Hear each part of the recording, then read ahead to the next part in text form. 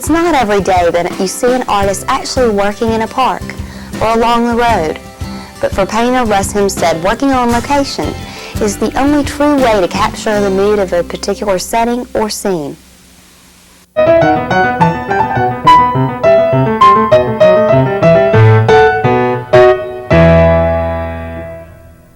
Back in 7th grade, the first thing I ever painted was a watercolor, and people really enjoyed it, and the teacher made a lot of fuss about it, so I've stuck with watercolor for many years. Right now we're on Church Street in downtown Mobile, and I'm beginning to work on a painting of Molly Young's Bed and Breakfast, or one of the painted ladies as they call them.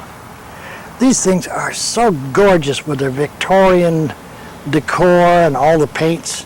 I was happy to find out the other day that BLP actually has a color called Hempstead Brown.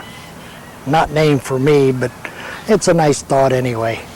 First thing I'm doing is putting in this big oak tree that lives in front of the building. It's fun painting out here. I've painted mostly watercolors all my life. For the Air Force, I was anything in an office for 10 years, and then I was an illustrator for the last 10 years, and so I retired from the Air Force and came south looking for a studio and found Mobile.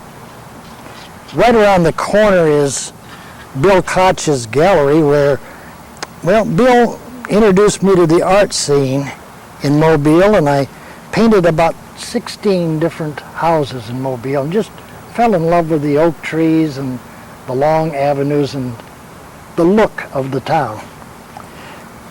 I came back after a trip to England and settled down. I've been painting and teaching for all these years.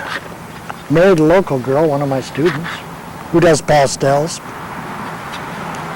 The two of us are, and 4 other painters, I mean not 4 other painters, but 4 other artists, run the Pelican Palette over in Dolphin Island Art Gallery. Oh, this tree is coming good. Yeah. I can't put the shadows on yet because the shadows I've got sketched off aren't going to happen until about 10 o'clock tomorrow morning. So you just paint on and get a lot of the bigger areas done. Now,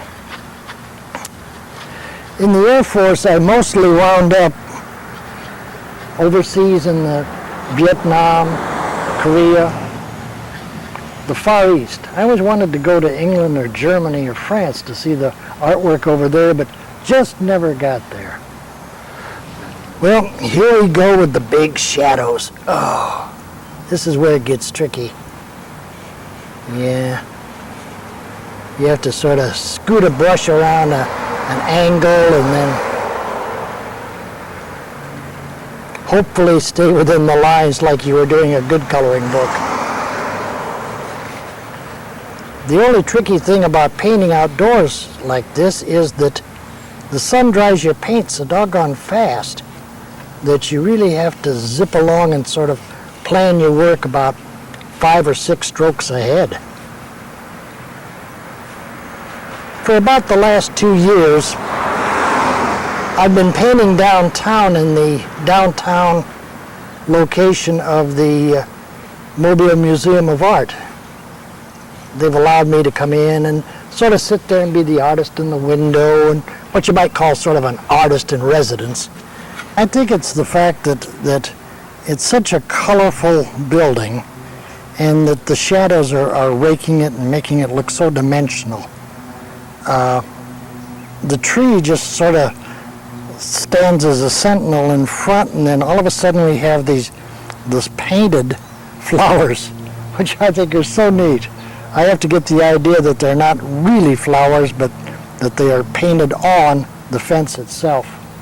Of course, as you look at it, the shadows are different now because this was taken at 10:45 in the morning. So I really want to follow this set of shadows rather than the house being so dark as it is now. But I've got this to go by, so that helps. As I work into the picture now, I'm beginning to get more and more of the darker details on the porch. You know, one of the comments that I always get when I'm painting on location is, gosh, I can't even draw a straight line. Well, I use a ruler myself, hold it on edge and run the brush down it, and gives me a nice straight line. You know, so much of watercolor is tricks. Sometimes it's putting a little bit of salt on the paper. Other times it's using a sponge. I even have a strange assortment of brushes. This one looks like two brushes in one, like a fat brush is eating a skinny brush. What that's for is doing lots and lots of lines. The paint begins to feed from here and goes down into this point. So when I get into putting all of the clapboards on here, I'll probably use this brush. And this is another one that's really weird. This one is not round, but triangular. It looks sort of like a thick dagger. And this is the perfect one when you put it upside down to make leaves, like oak leaves and texture marks like that. This is just a great big soft brush, and I'll probably use it down here for where the azaleas are. This one is the cheapest kid's brush I could find, and what it is, it's sort of like a toothbrush in that if you take it and pull it back like this, you can add little tiny flecks of color. It's got a lot of control, whereas this one is a denture brush, and I could splatter paint all the way up to there if I wanted to. And of course, when I really get into the last little touches like this lattice work or the ferns or the little details in the Victorian bric-a-brac that goes on here, I'll be down to using a brush that small. When you look at the things that are happening downtown and the way that's come together, it's all it takes is something to spur them on, and groups seem to get together and work. I like especially what's happening to the historic district down there, and the fact that they're not just tearing down buildings anymore, but they're bringing them back to the way they looked. I was so disappointed coming back from overseas one time when the Dutch elm had struck up in Yankee country, and all of the streets that before were just under sort of a garden of trees, a tunnel, were all bare. When I came down here, gosh, you know, I looked down the streets, and it's still beautiful. Not as much Spanish moss, though. Somebody should plant more. Yeah, I guess you don't plant Spanish moss. Maybe they just throw some up there. Make that a project. Who knows?